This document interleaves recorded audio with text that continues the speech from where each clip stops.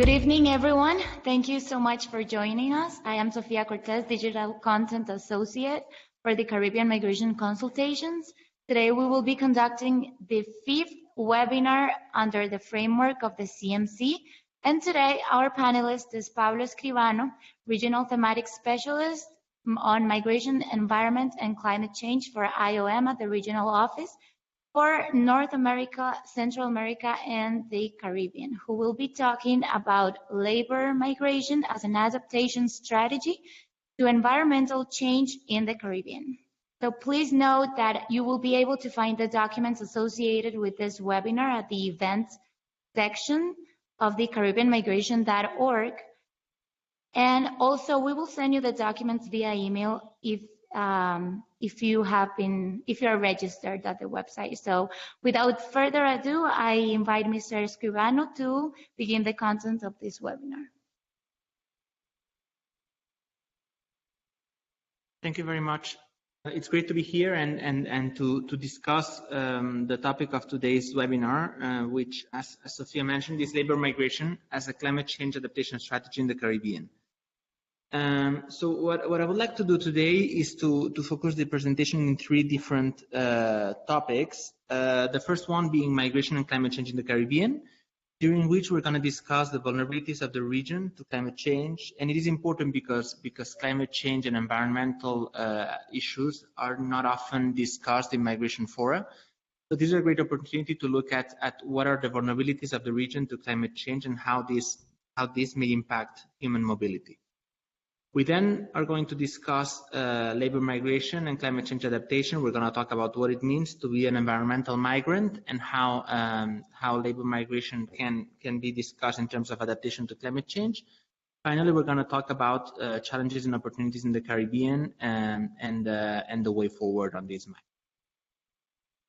So first of all, the Caribbean and climate change, and it's important to understand the particular vulnerability of the Caribbean region to climate change that it shares with potentially other small island developing states, and that is reflected in this quote that you have on screen, that small island states are especially and geophysically predisposed to experience adverse effects from multiple shocks, disasters, and stresses, so what we call slow onset processes, and the need to examine vulnerability due to certain social and economic features of Caribbean countries. So we're going first to discuss multiple shocks and disasters, then stresses and slow onset processes, and finally the vulnerability of Caribbean countries. In terms of disasters, it is very important to point out that the Caribbean has been affected by multiple shocks in recent years, from the Haiti earthquake of 2010 to the hurricane season of 17, even before that to the volcanic eruption in Montserrat. So this is a region of the world that's very prone to natural disasters that have a very heavy impact on society and the economy. You have here a table of countries most affected by disasters worldwide, and you can see that almost all of them are Caribbean countries because disasters have a very strong impact in terms of economic structures that are deepened by the fact that these are still small economies, and therefore the economic losses of disasters are very, very important for Caribbean countries in terms of percentages of gross domestic products. The impacts of disaster non-economically are also related to health impacts, to displacement, obviously, which we're going to discuss, the destruction of cultural heritages, and there's a certain consensus in the scientific community that disasters and most intense storms may become more frequent with global warming. So a kind of call to focus on the fact that global warming and climate change may lead to increased frequency of disasters in the Caribbean. The Internal Displacement Monitoring Center monitors displacement worldwide on an annual basis and produces figures and evidence on displacement patterns. And in 2017, Hurricane Irma was quoted as being the largest disaster event in terms of this displacement. It displaced around 2 million people in August and September of 17. And the Caribbean was truly very much affected by forced displacement due to hurricanes during that year. On 10 May 2019, the IDMC report for last year, for 18, was released.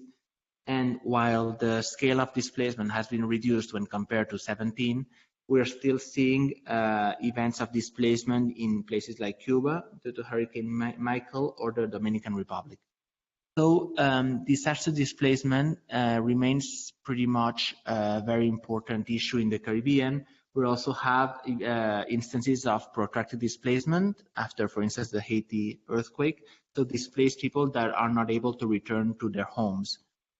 So these are obviously very concrete scenarios in which it is important and very easy to understand the impact that climate change and disasters are having on human mobility.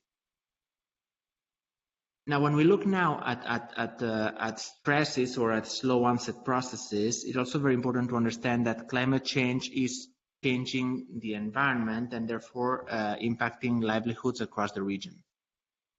We have a projection for an increased temperature anomaly in the Caribbean, warm days and colder cold days, and also an increased impact of droughts.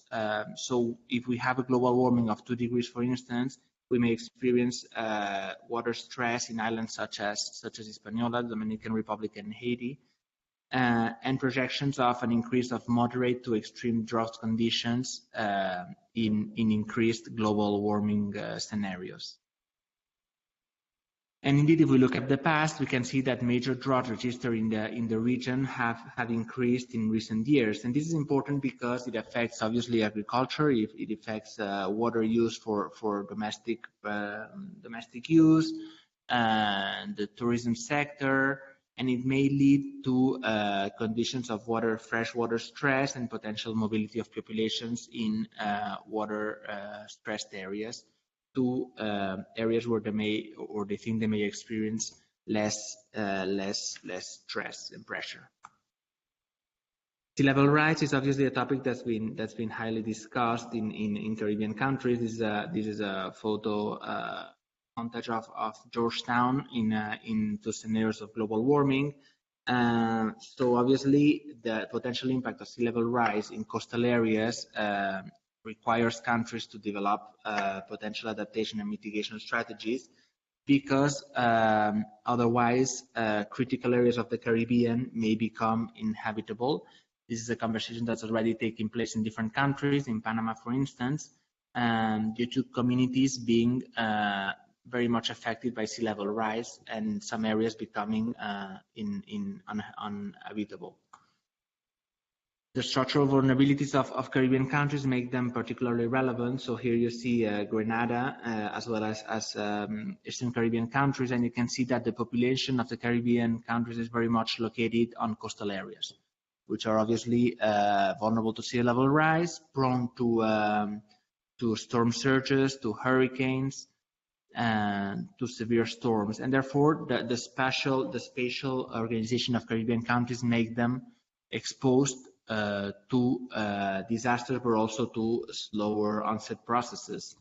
In terms of economic structures as well, sea level rise could, for instance, inundate almost 30% of coastal resorts in Caribbean countries, which obviously leads to the question of employment, of resources, of wages and incomes.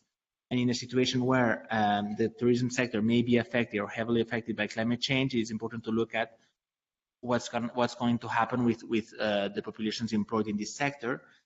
A similar issue applies to the agricultural sector in places such as Dominica, where it still is very important, and where climate change is going to affect or likely affect agricultural outcomes. It's important to look at food security issues and unemployment issues as well. So now that we have discussed why the Caribbean is particularly vulnerable to climate change and why its social and economic structures make them particularly exposed, and which could lead to higher instance of human mobility, it's important to look at how we define environmental migration.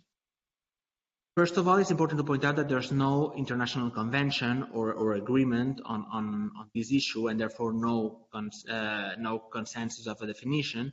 What we have, our working definition, this is IOM's definition, which defines environmental migrants as persons of groups of persons who predominantly for reason or sudden or progressive change in the environment, they are forced to or choose to leave their areas of origin.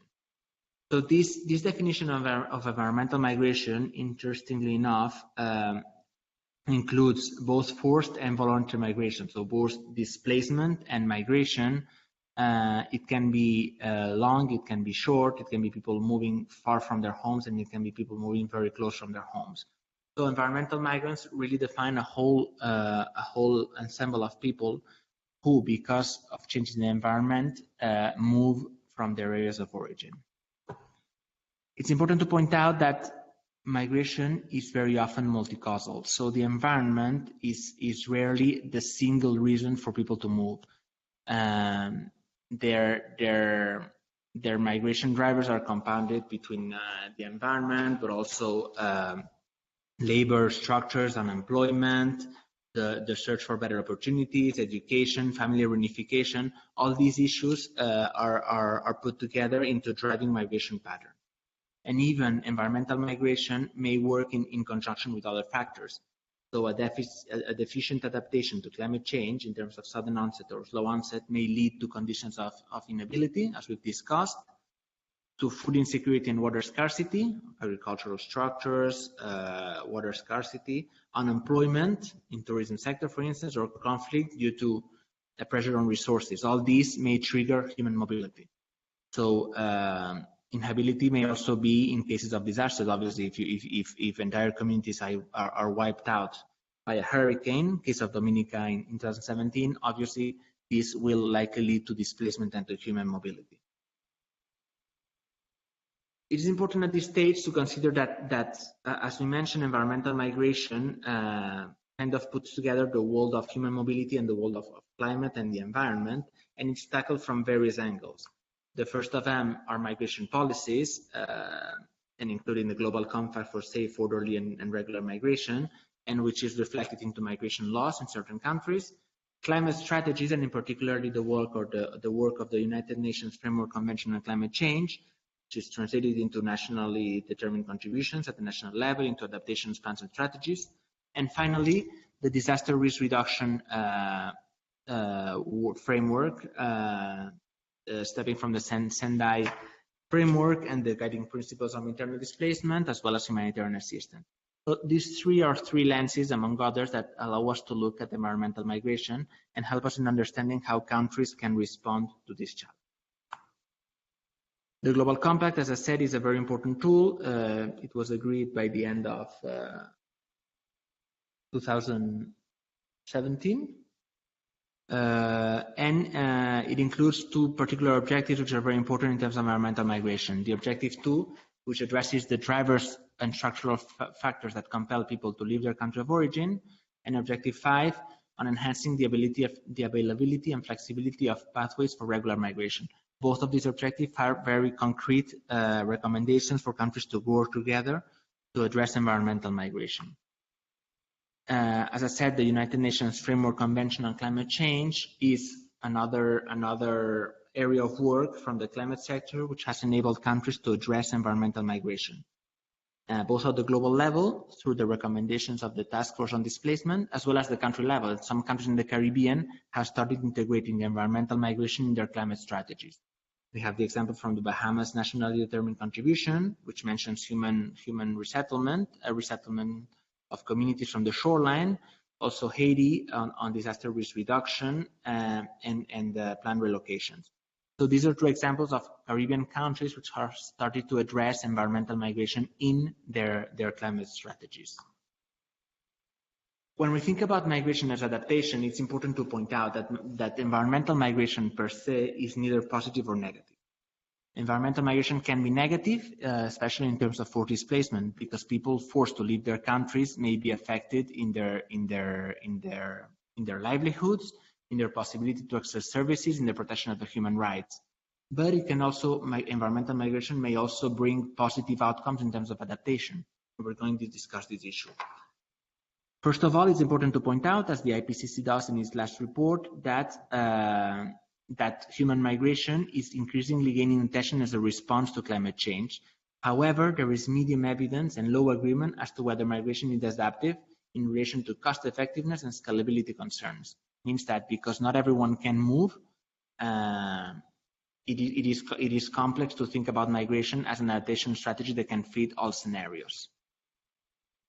We look at migration as adaptation because indeed migration may bring benefits to migrants and their communities of origin. It may enable migrants to send income and remittances to their community of origin to facilitate adaptation. It may also diversify incomes. So in communities that are very dependent on climate-reliant economic sectors, having migrants abroad may help them to diversify their livelihoods and their sources of income.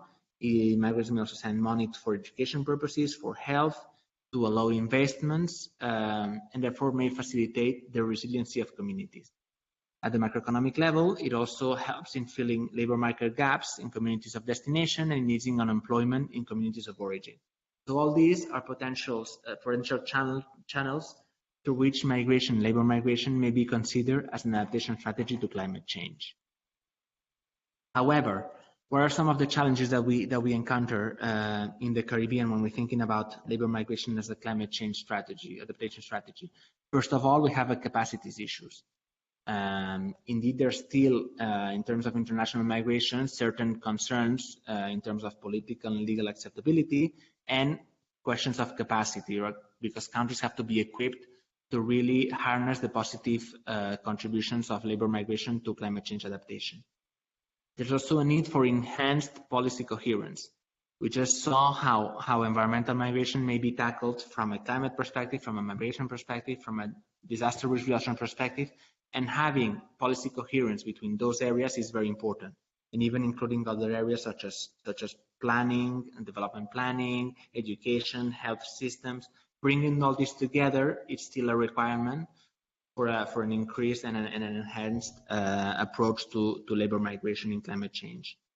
Finally, there's still a need for increased evidence on how migration works as an adaptation strategy. So in the Caribbean, we need more information on how communities are vulnerable or they become resilient to climate change, how migration may enhance these processes, and what are some of the more research-oriented processes that are still required to know better how to promote these processes. When we look at the Caribbean, it is important to understand that the Caribbean remains a region of net emigration. In 2007, the emigration rate for the region was 4 times higher than Latin America. And we have countries such as Guyana, and St. Vincent and the Grenadines, which have the strongest emigration rates in the region, 10% per year of their populations. In Guyana, immigrants or local businesses are taken over by Brazilian immigrants. And in St. Vincent, immigrants make up 55% of the total population. Net recipients of these movements are Antigua and Barbuda and Suriname. So we see really a region that's very mobile, even within the region itself. In terms of diasporas, we have countries such as Cuba, the Dominican Republic, and Haiti, which have the largest diasporas in the world. So nationals living abroad, and they're mostly in the United States of America. Guyana and Haiti are the primary countries of inter-regional migration, so movements within the Caribbean and to the US, the US remaining the most important destination country for migrants worldwide. This is important because environmental migration often happens through, especially when it's related to slow onset processes, happens in the framework of regular migration channels. And it's important also to look at the regional frameworks for mobility because they enable the movement of people who may be vulnerable to climate change. So if we have a community that's vulnerable to climate change and that suffer for poor adaptation, if their members may migrate both internally and interregionally, it may help in bringing the positive results of migration.